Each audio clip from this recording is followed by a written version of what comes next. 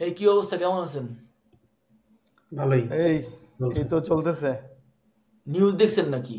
আজকে তো না, মানে গতকাল 17 তারিখ হচ্ছে করলো বাংলাদেশ সেনাবাহিনী সব কমিশন অফিসারকে হচ্ছে অনেক রকমের ম্যাজিস্ট্রিয়াল পাওয়ার দিয়ে দিচ্ছে, দেখছেন জিনিসটা? হুম। হ্যাঁ, এটা হচ্ছে মানে দেশে তো আসলে পুলিশ নাই। সেনাবাহিনীর আরো ইনভলভমেন্ট আগেই দরকার ছিল। এই মাজার যেমনি ভাঙতেছে, হাজার বাঁচাইতে করছে এটা। না কোনো তো দৃশ্যত কোনো পদক্ষেপ আমি কোথাও এরকম পাই নাই যে আর্মি মানে মাজার ভাঙা আটকাইতে গেছে বা তাদের ওইরকম ইনভলভমেন্ট আমি দেখি নাই। তো এখন ইনভলভমেন্টটা এইভাবে কি বাড়াইলো কিনা আমি জানি না। আমি একটা জিনিস আমার কাছে মনে হচ্ছে যে ঝামেলাটা হলো কি, মানে আমাদের আমলাতন্ত্র তো খুব একটা কোঅপারেট করছে না। এবং আমি 3 দিন আগে নিউজ দেখলাম, সেখানে আহ, মানে যারা সরকারি চাকরিজীবীদের মধ্যে যারা প্রশাসনে রয়েছেন, তাদের পদায়নকে কেন্দ্র করে তারা হাতাহাতি পর্যায়ে চলে গিয়েছে। আমি এরকম নিউজ দেখেছিলাম, আমি ভুলে গেছি পুরোটা ডিটেলস, আমার মনে নাই। এরকম মানে প্রায় হচ্ছে ডেপুটি সেক্রেটারি র্যাঙ্কের অফিসাররা যে আচরণ করছে, মানে যা দেখা গেল ভিডিও ফুটেজে, মানে খুবই খুবই অপ্রীতিকর, খুবই অপ্রীতিকর। মানে প্রথম আলোতে দেখলাম যে পুলিশে পদ ভাগাভাগি নিয়ে এখন যা হুম। চলতেছে, ইভেন এই যে আগের প্রশাসনের মতো এখনো হচ্ছে টাকা ভাগা, মানে টাকা দিয়ে হচ্ছে পদ করতেছে, নিতেছে, এবং ওই যে বদলি এবং নিজেরাই নিজেদের প্রমোশন দিতেছে। মানে একটা দেশে আইন শৃঙ্খলা পরিস্থিতি এত নাজুক, দেশের মানুষ হচ্ছে, আমরা তো, তোমরা তো বিদেশ থাকো, আমি দেশে থাকি, মানে খুবই ফ্র্যাজাইল একটা অবস্থা এবং খুবই ভয়ের একটা অবস্থার মধ্যে পাবলিক আছে। ওই জায়গায় ওই হুম। দিকে তাদের খেয়াল নেই, তারা হচ্ছে এই যে আমরা 15 বছর বঞ্চনার শিকার হয়েছি এইটাই হাবি জাবি। ভাই এটা তোরা 2 মাস 3 মাস পরেও করতে পারবি, এখনই হচ্ছে নিজেরাই নিজেদের ডবল প্রমোশন ট্রিপল প্রমোশন পর্যন্ত দেওয়ার আমি কাহিনী শুনছি। সেনাবাহিনীকে যে হ্যাঁ, ক্ষমতাগুলো দেওয়া হয়েছে, ভালো দিকটা হচ্ছে যে সময়কাল দিছে 60 দিন। 60 দিন পরে সম্ভবত এই ক্ষমতাগুলো থাকবে না ওদের কাছে, আশা করা যায়। কিন্তু যে ক্ষমতাগুলো দেওয়া হয়েছে এগুলো খুবই অ্যালার্মিং। মানে আমি দেখলাম যে মোট হচ্ছে, প্রথমত লটাই তো খুবই অদ্ভুত। এই লটার নাম হচ্ছে কোড অফ ক্রিমিনাল প্রসিডিউর। লোকজন সিআরপিসি নামে চিনে, ম্যাজিস্ট্রেটরা এবং আইনের লোকজন। এবং মোট 17টা ধারা হচ্ছে ওদেরকে হচ্ছে ক্ষমতা দিয়ে দেওয়া হয়েছে। এবং এগুলো হচ্ছে ব্রিটিশ আমলের আইন, সো এগুলো আসলে খুব একটা সেন্স মেক করে বাংলাদেশের কনটেক্সট এমনও না। কিন্তু বাংলাদেশি ম্যাজিস্ট্রেটরা আসলে এগুলো ইউজ করে সবকিছু করতে। তো আপনি যদি এগুলো দেখেন, দেখবেন যে একটা ধারা আছে 64 নম্বর ধারা। হুম। মানে এটা হচ্ছে ওদেরকে দিয়ে দেওয়া হয়েছে ক্ষমতা হুম। 64 নাম্বার এক্সিকিউট করার জন্য। এবং আপনি যদি অ্যাকচুয়ালি 64 নাম্বার টেক্সটে যান, মানে ক্রিমিনাল প্রসিডিউর করতে অদ্ভুত, কারণ জিনিসটা হচ্ছে অরিজিনাল ইংরেজিতে লেখা। মানে ইভেন তো বাংলাদেশের আইন বাংলায় হবে এরকম কথাবার্তা আমরা শুনি, আমরা ব্রিটিশ আমলে 1898 সালে একটা জিনিস নিয়ে ঘুরতেছি এখন। তো সেখানে হচ্ছে তাদেরকে এমন সব অধিকার, মানে ক্ষমতা দেওয়া হয়েছে যার মধ্যে আছে যে যে কোনো মানুষকে গ্রেফতার করার এবং হেফাজতে রাখার ক্ষমতা। সো অ্যাকচুয়ালি আর্মি এখন মানুষকে অ্যারেস্ট করতে পারবে, ক্যান্টনমেন্টের ভিতর হইতে হবে না, পুরো বাংলাদেশের যে কোনো জায়গায়। গ্রেপ্তারি পরোয়ানা মানে হচ্ছে ওই যে অ্যারেস্টের যে ওয়ারেন্ট, সেইটা জারি করার ক্ষমতা। এটা 65-তে আছে। 65 ধরে 83, 84, 86 যদি দেখেন, তাহলে আপনি দেখবেন যে আরো অনেক রকমের ক্ষমতা এই ওয়ারেন্ট ইউজ করে হচ্ছে, মানে অর্ডার দেওয়ার ক্ষমতা চলে আসছে। যেমন পুলিশ অফিসারকে বলবে ধরে নিয়ে আসো, এটাও তাদের ক্ষমতা চলে আসছে। এবং এর পাশাপাশি আমার কাছে যেটা সবচেয়ে ভয়ানক মনে হলো, এটা আসলে ভয়ের কিছু নাই, কারণ আমরা আয়নাঘর দেখছি এই বাংলাদেশে। কি সেটা হচ্ছে 95, 95 না। 95 2 ধারা যেটা বলতেছে ওইটাই তো নাকি? ওইটাও আমার হচ্ছে একটু ভয় লাগতেছে, এই জন্য আমি বেশি কিছু বলতেছি না। আপনি না কারণ বললেন সমস্যা নাই, কিন্তু আপনি আমার সাথে কথা বলতেছেন, এটাও যথেষ্ট খারাপ কিনা আমি জানি না। মানে অ্যাপারেন্টলি টেলিফোন কল ট্যাপ করা, এই ধরনের সমস্ত ক্ষমতা, মানে টেলিফোন কল ট্যাপ না, কর্তৃপক্ষের দ্বারা অনুসন্ধান করার ক্ষমতা। সো কর্তৃপক্ষ যদি বলে করতে পারবে তাহলে পারবে, এরকম মানে রাদার স্ট্রেঞ্জ। মানে কর্তৃপক্ষ মানে এখানে বিরাট, মানে বিটিআরসি। সো এদের উপর আসলে ভরসা কতখানি থাকবে আমি জানি না। আরেকটা অদ্ভুত আছে, আপনি যদি একটু দেখেন, যেমন 100 নম্বর ধারা ওদেরকে দেওয়া হয়েছে, আমি যদি ভুল না করি। 100 বলতেছে যে লোকজনকে সার্চ করতে পারবে। ধরেন কেউ যদি রংফুলি কনফাইন্ড হয়, তাহলে তাকে খুঁজতে পারবে, ওটা ভালো, ওটা সমস্যা না। প্রবলেম হয়েছে এরপরের যে প্রবলেম আর কি, মানে এটা তো ভালো যে আপনি যদি রংফুলি আপনাকে ধরে নেওয়া যায়, যদি অন্যায়ভাবে ধরে নেওয়া যায়, আপনি হচ্ছে আপনাকে খোঁজাখুঁজি করা হবে, এটা তারা করতে পারতেছে। কিন্তু এরপরের ঘটনাটা অনেক ভয়ানক, কারণ এরপরে আর অনেকগুলো ধারা তারা পাইছে, যেমন 110 পাইছে এবং পাইছে 124। এবং 110 এবং 124 বলতেছে যে যদি আপনি অলরেডি অ্যারেস্টেড থাকেন, হ্যাবিচুয়াল অফেন্ডারদের ক্ষেত্রে, নন হ্যাবিচুয়ালদের ক্ষেত্রেও, আপনি যদি অ্যারেস্টেড থাকেন আপনাকে হচ্ছে ও ছেড়ে দিতে পারবে আপনার ভালো ব্যবহারের জন্য। এই ক্ষমতাটা আর্মিকে দিয়ে দেওয়া হয়েছে। মানে আপনি যদি অলরেডি জেলে থাকেন, আর্মিকে খুশি করার মাধ্যমে, আই হোপ এটা খুশি করা মানে ওইরকম ওঠে না, they could 124 কি actually get দিছে? you. হুম? 124 কি দিছে? না 126, 110 আর 126 126। বলছে। 110 আর 126 পাইছে। এর পাশাপাশি 127 পাইছে, যেটা বলতেছে বেআইনি সমাবেশ হইলে সেটা তারা ভেঙে দিতে পারবে। 128 পাইছে, কিন্তু 128 আসলে সামরিক বাহিনীর উপর কাজ করে না, কারণ 128 বলতেছে ছত্রভঙ্গ করার জন্য তারা বেসামরিক ফোর্স ব্যবহার করতে পারবে। এইটা আসলে খুব একটা সেন্স তারা মেক করে না। তারা পুলিশকে নির্দেশ দিতে পারবে আর কি, তারা আনসার নিয়ে আসতে আনসারকেও দিতে পারবে। পারবে। এইটাই, তারা পুলিশ আর আনসার এদেরকে ইউজ করতে পারবে। বেসিক্যালি আনসার মাঝখানে যে ঝামেলাগুলো করলো সেগুলো আসলে করা মনে হয় একটু কঠিন হয়ে গেল এটার ভিতর দিয়ে। এর পাশাপাশি ওই 142 নাম্বারের একটা জিনিস আছে, 142 এবং 148, এই দুইটাই মনে হয় লাস্ট।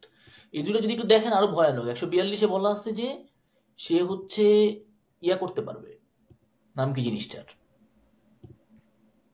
পাবলিকের ঝামেলা হচ্ছে এরকম চিন্তা করলে যখন ইচ্ছা তখন হচ্ছে ওই পাবলিক অর্ডার জারি করার জন্য ইয়া করতে পারবে, নাম কি, ইমিডিয়েট অ্যাকশন নিতে পারবে।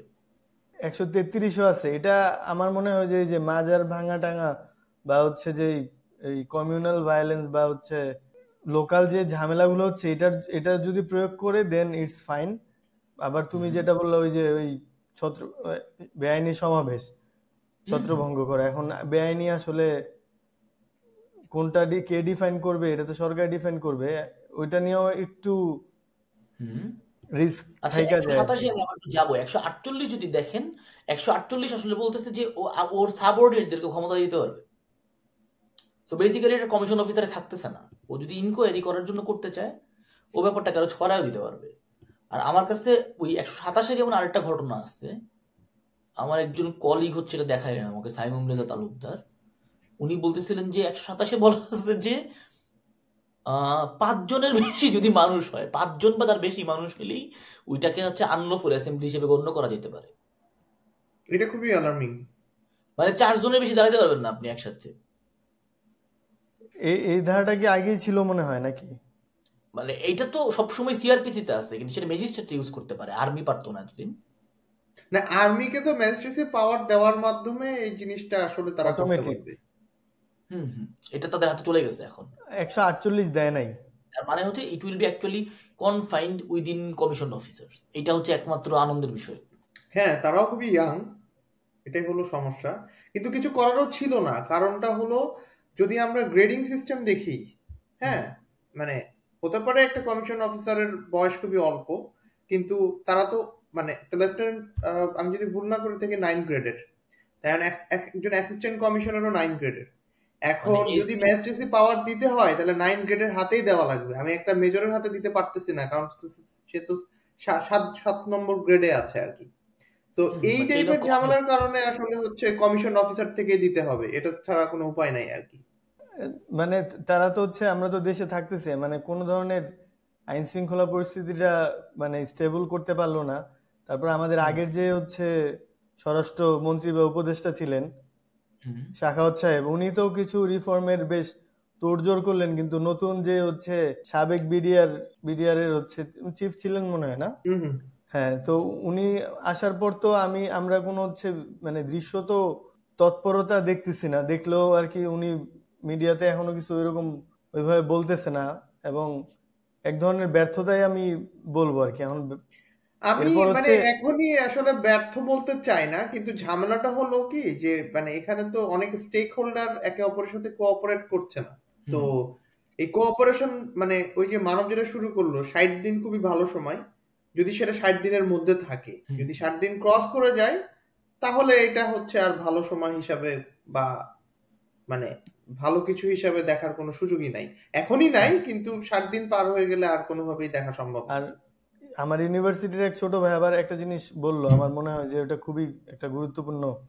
তো ও লিখছে যে আর্মির কি এই সিভিলিয়ান এইগুলা ইমপ্লিমেন্ট করার ট্রেনিং বা অভিজ্ঞতা আছে কিনা, এটাও ভালো কিন্তু প্রশ্ন। মানে একটু অ্যালার্মিং। আর্মির তুমি রাতারাতি চাপাই দিবে একটা কিছু যে আজকে থেকে এই ধারা আপনারা ইয়া করবেন।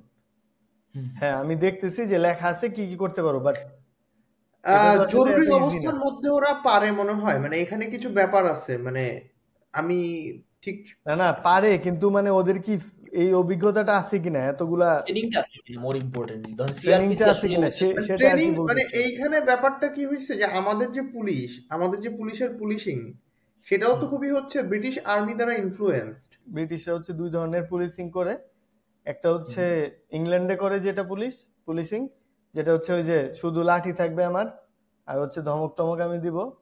আর আরেকটা হচ্ছে আয়ারল্যান্ডে শুরু করে আইরিশ পুলিশ, এক্স্যাক্টলি যেটা হচ্ছে দমন পীড়ন, যেটা ওরা আবার হচ্ছে ভারত উপমহাদেশে ওদের ব্রিটিশ ইন্ডিয়াতে করে। এবং আমরা কি করছি, আমরা ওইটাই রাখছি, দমন পীড়নওয়ালা আর্মির, এই আর্মি তো না, মানে পুলিশের মডেলটাই রাখছি। মানে আমি এটাকে জরুরি অবস্থা বলতেছি না, কিন্তু সার্টেনলি মানে আমি তো ফার্স্টে দেখে আমার ফার্স্টে মনে হলো যে এটা কি আসলে ইভেন কনস্টিটিউশনাল কিনা, but apparently it is constitutional. এটা কনস্টিটিউশনাল অবশ্যই, কিন্তু অ্যালার্মিং, ভেরি অ্যালার্মিং। কিন্তু অ্যালার্মিং এই কারণে অ্যালার্মিং, আবার মানে অনেকে বলতে চাচ্ছে যে 60 দিন তো আসলে হচ্ছে জিনিসটা, তো মানে 60 দিন থাকলে কি হবে, এই যে মাজার ভাঙা হচ্ছে, এই যে মানে বিভিন্ন ধরনের মব আসলে কোনো কিছু মানছে না, তো এই জিনিসগুলো হয়তো বা বন্ধ হবে। হ্যাঁ, কিন্তু আসলে যেটা সমস্যা হয়ে যায়, এগুলা বন্ধ করার নামে হচ্ছে আমরা দেখতে পাই যে মানে কোনো ছেলের চুল থাকলে তাকে চুল কেটে দেওয়া হচ্ছে, হাফ প্যান্ট পরে থাকলে তাকে ফুল প্যান্ট পরতে বলা হচ্ছে।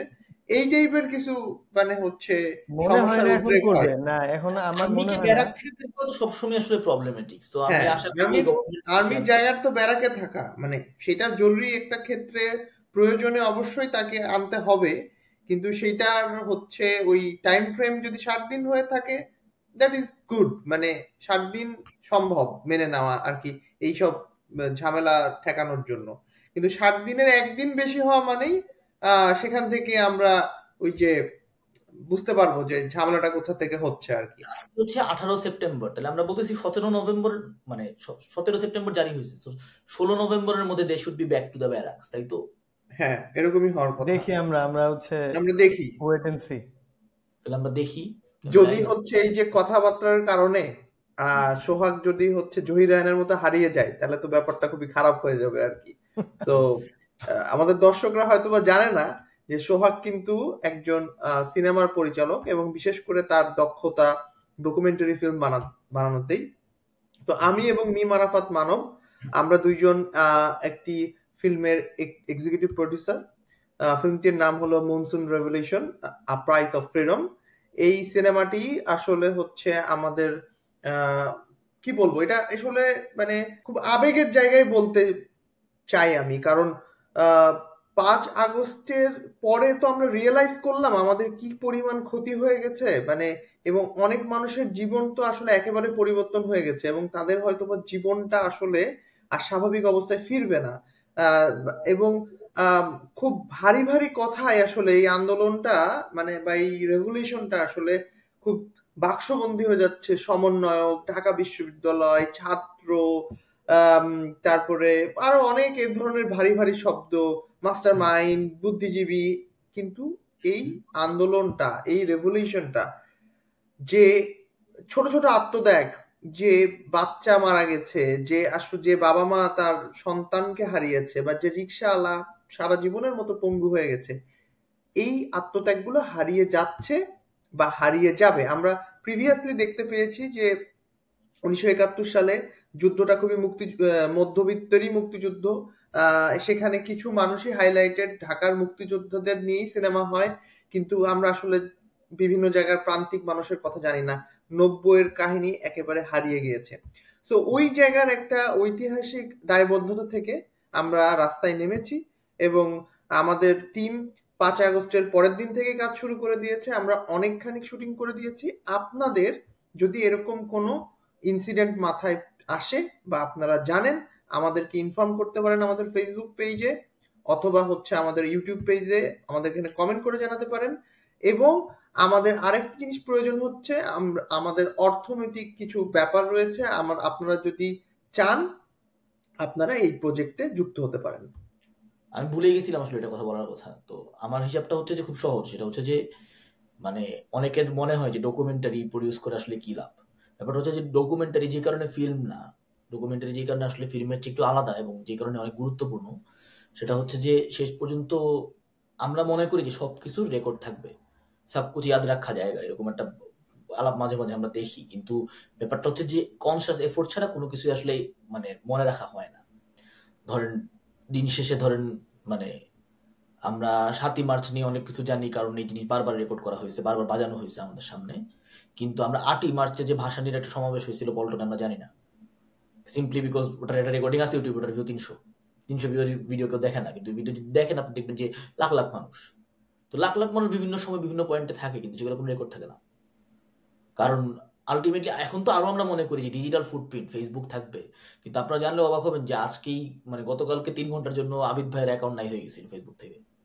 এবং অ্যাকাউন্ট এমন নাই হয়েছে যে ওনার সাথে আমার জীবনে যত টেক্সটে কথা হয়েছে ওগুলোও নাই। বলা যায় এই সব টেক্সটটাকে কমিউনিটি স্ট্যান্ডার্ড ভায়োলেট করে। মানে বিষয়টার রিডিকুলাসনেস অনেক ভয়ানক যে একটা মানুষের জীবনে পাঠানো সকল টেক্সট বাতিল। তো এই ধরনের ঘটনা ঘটতেই পারে, মানে আমাদের ডিজিটাইজ হয়ে গেছে বলে জিনিসপত্র রেকর্ড থাকবে এটা সত্য না। ইভেন কয়েকদিন পরে যদি আমরা দেখি যে আওয়ামী লীগ ফেরত আসছে এবং দাবি করতেছে যে এই আন্দোলনে যারা শহীদ হয়েছে সবাই আওয়ামী লীগের সূর্য সন্তান, মানে এনিথিং কুড হ্যাপেন। প্রোপাগান্ডার তো আসলে কোনো বিশ্বাস নাই। তো সেই জায়গা থেকে একটা অথেন্টিক কিছু ধরে রাখার জন্যই আসলে ডকুমেন্টারি বানানোর চেষ্টা। এবং একটা গুরুত্বপূর্ণ বিষয় হচ্ছে যে আমরা আসলে কোনো টিম অ্যাসেম্বল করতেছি না। ওইরকম টিম আসলে অ্যাসেম্বল, ধরেন আমাদের যে ডিরেক্টর মানে আবিদ ভাই আসলে বেশ পুরানো ডিরেক্টর এবং বেশ ভালো ডিরেক্টর। আমি এর আগে কাজ করছি মিডিয়াতে, কিন্তু ডকুমেন্টারি কাজ করি নাই, ফিকশনের কাজ করছি। মানে ধ্রুব ভাই হচ্ছে Sweden based researcher, which is wonderful. মূল বিষয়টা হচ্ছে যে আমাদের একটা টিম আছে, আমাদের মানে ভালো ডিওপিও আছে, ভালো এডিটরও আছে, ভালো সিনেমাটোগ্রাফার আছে। আমাদের কিন্তু আমাদের এখন সিনেমাটোগ্রাফার যেটা আছে দরকার আলামিন আর তনু। কিন্তু আমাদের যেটা দরকার সেটা হচ্ছে আসলে আমাদের আপনাদেরকে দরকার। আপনাকে বলতে অডিয়েন্সের কথা বলতেছি, আবিদ ভাইকে না। আপনাকে দরকার, কারণ হচ্ছে যে মানে প্রথমত আমরা অনেক কিছু জানি না। কারণ এগেন ধরুন ফেসবুকে যদি আমি খোঁজা শুরু করি ফ্রেন্ড লিস্টের বাইরে হয়তো আমি পাবো না জিনিসপত্র। সেই ক্ষেত্রে it could be more helpful যদি আপনি আমাদেরকে জানাইতে পারেন হোয়াট শুড বি শর্ট। আপনার ওই কন্ট্রিবিউশনটা অনেক গুরুত্ব বজায় রাখতে পারে। আমাদের ফেসবুক পেজ আছে মনসুন রেভলিউশন নামে, monsoon revolution the prize of freedom, ওখানে হচ্ছে টেক্সট করতে পারেন। আর যদি ফিনান্সিয়াল কন্ট্রিবিউট করতে চান তাহলে তো আসলে আপনি আমাদের প্রডিউসার। যদি প্রডিউসার হন তখন অন্য আলাপ, তখন we will be liable to you, তখন আপনাকে আমাদের জবাবদিহিতা অ্যাকাউন্টেবিলিটির প্রশ্ন চলে আসবে। আর এর বাইরে যদি অন্য কোনো নন ফিনান্সিয়ালি কন্ট্রিবিউট করতে চান, hour doors are always open.